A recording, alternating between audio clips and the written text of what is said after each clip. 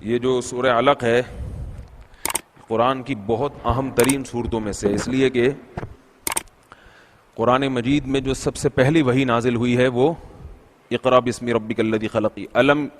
یعلم یہاں تک ہے، علم الانسان ما لم یعلم یہاں تک۔ حدیث میں آتا ہے، صحیح بخاری صحیح مسلم کی حدیث ہے،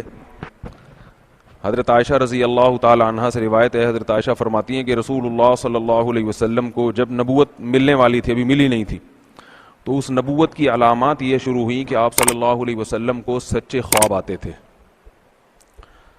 بالکل ایسے چمکتی ہوئی روشنی کی طرح ہوتے تھے، واضح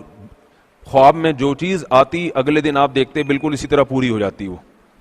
اور خواب کی تعبیر بھی مشکل نہ ہوتی، بالکل واضح خواب۔ تو تواتر کے ساتھ آپ صلی اللہ علیہ وسلم کو ایسے خواب آنا شروع ہوئے۔ اس کے بعد حضرت عائشہ فرماتی ہیں حبب الی الخلا، آپ صلی اللہ علیہ وسلم کو لوگوں میں بیٹھنے سے وحشت ہونے لگی، اور تنہائی، آپ صلی اللہ علیہ وسلم کی طبیعت میں تنہائی غالب آ گئی، تنہائی کو آپ صلی اللہ علیہ وسلم پسند کرتے تھے، لوگوں کے مجمع کو پسند نہیں کرتے تھے۔ اور پھر آپ صلی اللہ علیہ وسلم نے غار حرا میں، بیت المعلی مکہ میں قبرستان ہے، بڑا مشہور، آج بھی موجود ہے، اس کے قریب آگے ایک پہاڑ ہے بہت اونچا، اس پہاڑ میں بہت اوپر کی طرف غار حرا ہے، آج بھی موجود ہے، اور وہاں چڑھنا اور جانا آسان کام نہیں، 2-2.5 گھنٹے کی چڑھائی ہے صرف۔ تو آپ صلی اللہ علیہ وسلم غار حرا میں جاتے تھے اور عبادت کیا کرتے تھے وہاں پہ۔ تو جب آپ پہ وحی نازل ہوئی ہے تو وہ رمضان کا مہینہ تھا، اور آپ صلی اللہ علیہ وسلم حضرت خدیجہ، کیونکہ شادی ہو چکی تھی، حضرت خدیجہ رضی اللہ تعالی عنہ آپ کی زوجہ تھیں، تو پورے مہینے کی خوراک کا ذخیرہ آپ صلی اللہ علیہ وسلم نے غار حرا میں کیا۔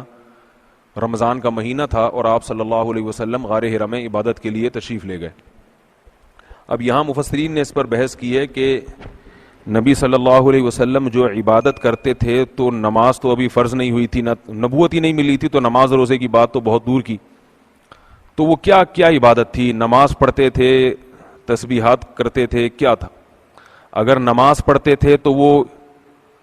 حضرت اسماعیل کے دین کے مطابق، یا حضرت موسیٰ کی شریعت کے مطابق، یا حضرت عیسیٰ کی شریعت کے مطابق۔ بعض مفسرین نے کہا ہے کہ بھئی کیونکہ نبی صلی اللہ علیہ وسلم اصل میں دین ابراہیم پر تھے، تو حضرت ابراہیم علیہ السلام کی شریعت میں نماز کا جو طریقہ تھا اس طریقے پر آپ عمل کرتے تھے۔ بعض نے کہا کہ نہیں بھئی، حضرت ابراہیم کی شریعت تو چونکہ منسوخ ہو چکی تھی، تو حضرت عیسیٰ علیہ السلام اور حضرت موسیٰ علیہ السلام کی شریعت پر آپ عمل کرتے تھے۔ لیکن اس پر بھی اشکال کیا ہے کہ بھئی نبی صلی اللہ علیہ وسلم تھے امی، لکھنا پڑھنا نہیں جانتے تھے، اور اس وقت کے علوم سے واقف نہیں تھے، جو اس وقت علوم اور معارف تھے ان سے واقف نہیں تھے، تو آپ صلی اللہ علیہ وسلم کو قطعاً علم نہیں تھا کہ حضرت موسیٰ کی شریعت میں عبادت کیسے ہوتی تھی اور حضرت عیسیٰ کی شریعت میں عبادت کیسے ہوتی تھی۔ تو اس لیے راجح قول یہ ہے کہ نبی صلی اللہ علیہ وسلم جو عبادت کرتے تھے کوئی مخصوص طریقہ نہیں تھا،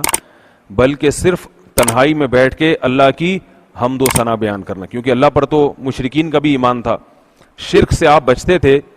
اور جو الفاظ اللہ نے آپ کے دل میں اس وقت ڈالے ہوں گے ان الفاظ کے ساتھ اللہ تعالیٰ کی حمد و ثنا کرتے تھے۔ دوستو، اس طرح کے اچھے بیانات سننے کے لیے ہمارے چینل کو سبسکرائب کرو اور ساتھ بیل کا آئیکن پریس کر کے آل سلیکٹ کرو۔ شکریہ، پھر ملیں گے نیکسٹ ویڈیو میں۔ اللہ حافظ۔